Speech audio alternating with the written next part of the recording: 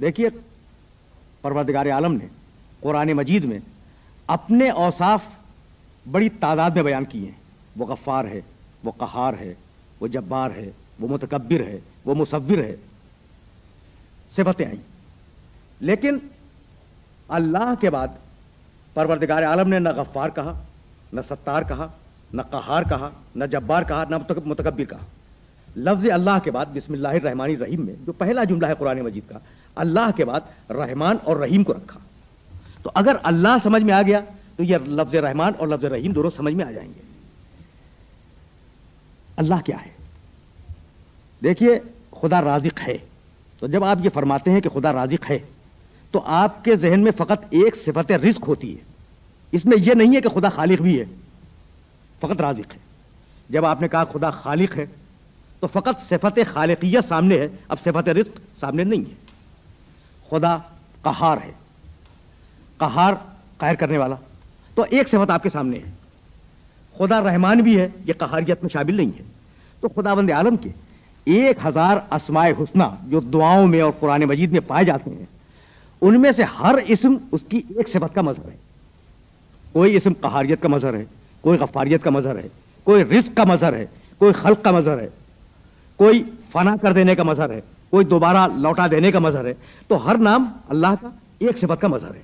اب اگر ان سارے اوصاف کو اور سارے صفات کو ایک لفظ میں کہنا چاہیں تو بہت مشکل ہو جائے گا نا. اس کے لیے پروردگار عالم نے لفظ استعمال کیا، لفظ اللہ. رازق یعنی ایک صفت، خالق یعنی ایک صفت، مبدی ایک صفت، معید ایک صفت. اور جب اللہ آپ نے کہا تو جتنی بھی صفتیں ہیں کمال کی اور جتنی بھی صفتیں پروردگار عالم میں پائی جاتی ہیں وہ ساری کی ساری لفظ اللہ میں سمٹ کے آ گئیں. تو آغاز کیا پروردگار عالم نے اپنی کتاب کا اپنے نام سے جو اس کا اسم ذات ہے، جس میں ساری صفتیں سمٹ کے آ جاتی ہیں. اور اب اپنے نام کے فوراً بعد اس نے یہ نہیں کہا کہ یہ وہ اللہ ہے جو غفار ہے، جو قہار ہے، جو ستار ہے، جو متکبر ہے، جو غفور ہے. نہیں، اللہ کے فوراً بعد 2 صفتیں دی، یہ رحمان ہے، یہ رحیم ہے.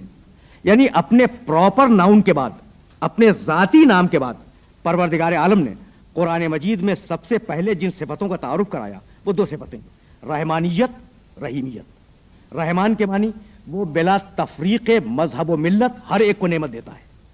یہ رحمان کا مفہوم ہے. وہ نہیں دیکھتا کہ فرعون ہے یا موسیٰ، وہ دونوں کو رزق دیتا ہے، دونوں کو نعمتیں دے رہا ہے.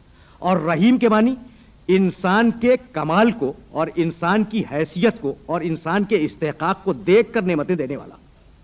تو دنیا میں وہ حضرت موسیٰ علیہ السلام کو بھی رزق دیتا ہے، فرعون کو بھی رزق دیتا ہے، نمرود کی بھی پرورش کرتا ہے، حضرت ابراہیم علیہ السلام کی بھی پرورش کرتا ہے. یہ ہے رحمانیت. قیامت میں وہ ان لوگوں کو نعمتیں عطا کرے گا جو اس کی راہ کمال پر چلتے ہوئے کامیاب ہوئے. اس کا نام ہے رحیم. رحیم جو استحقاق کو دیکھ کے نعمت دے، رحمان جو بلا استحقاق اور بلا تفریق مذہب و ملت نعمت کو عطا کرے. اب آپ نے توجہ فرمائی کہ اس کا جنبہ رحمت اس کے جنبہ قہر پر، جنبہ غضب پر، جنبہ انتقام پر اگر حاوی نہ ہوتا تو پروردگار عالم لفظ اللہ کے بعد ان 2 صفتوں کو نہ رکھتا. تو سہارا اللہ کے نام کا جو رحمان بھی ہے، رحیم بھی ہے. اب سورہ مبارکہ نے ترقی کی، فوراً بعد کہا الحمد للہ رب العالمین. حمد ہے اس اللہ کی جو عالمین کا، سارے جہانوں کا اور ساری کائنات کا پالنے والا ہے. فوری طور پر اس مقام پر جو سوالات ذہن انسانی میں پیدا ہو سکتے ہیں وہ 2 سوال ہیں. بھائی حمد کے معنی تعریف، حمد کے معنی شکریہ، تعریف کر رہے ہیں، مقام شکر میں ہے، حمد اللہ کی.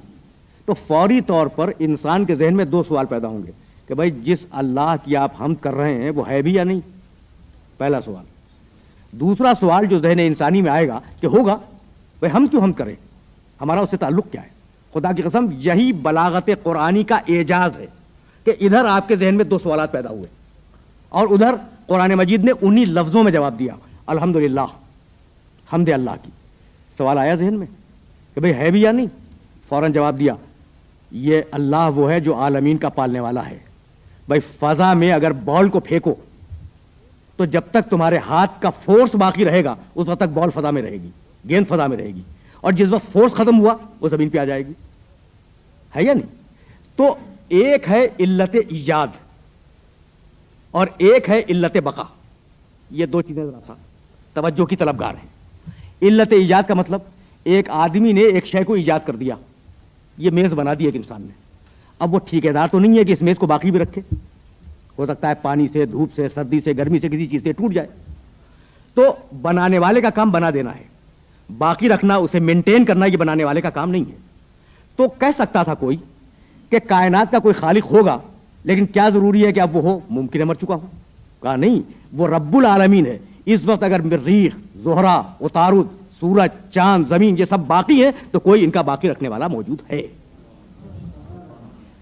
پہلا سوال جو ذہن انسانی میں آ سکتا تھا کہ بھئی وہ ہے یا نہیں، اس کا جواب دیا کہ رب العالمین. اگر عالمین قائم ہے تو اس کا رب قائم ہے اور باقی ہے. دوسرا سوال کہ بھئی ہوگا، ہم اس کا شکریہ ادا کیوں کریں؟ اس کا جواب اس کے آگے بڑھ کے دیا کہ الرحمن الرحیم، یہ دنیا میں بھی نعمتیں دینے والا ہے اور آخرت میں بھی نعمتیں دینے والا ہے. تو اگر نعمت کی تمنا ہے تو ہم کرو، اور نعمت کی تمنا نہیں ہے تو ہم نہ کرو. اب ایک سوال پھر ذہن انسانی میں پیدا ہوا کہ بھائی نعمت کی تمنا، نعمت تو دے رہا ہے نا وہ، اب تمنا کریں جب بھی دے گا اور نہ کریں جب بھی دے گا. ضرورت کیا ہے کہ ہم اس کی حمد کریں؟ ہوگا، یقیناً ہوگا، ہم نے تسلیم کر دیا اور وہ دنیا میں نعمت دے رہا ہے. لیکن یہ کہ ہم اس کی نعمت کا شکریہ ادا کریں، ہمیں اس سے فائدہ کیا پہنچے گا؟ فوراً بات کہا، دیکھیے آیتوں کا دوسری آیتوں سے ربط. فوراً بات کہا مالک یوم الدین، یہ نعمتیں فقط دنیا میں ختم نہیں ہوں گی، نعمتوں کا سلسلہ قیامت تک جانے والا ہے. وہ یوم الدین کا مالک ہے. تو اب اگر قیامت میں لازوال نعمتیں چاہیے، لازوال نعمتیں چاہیے تو اس کی حمد کرو، نہیں چاہیے تو نہ کرو.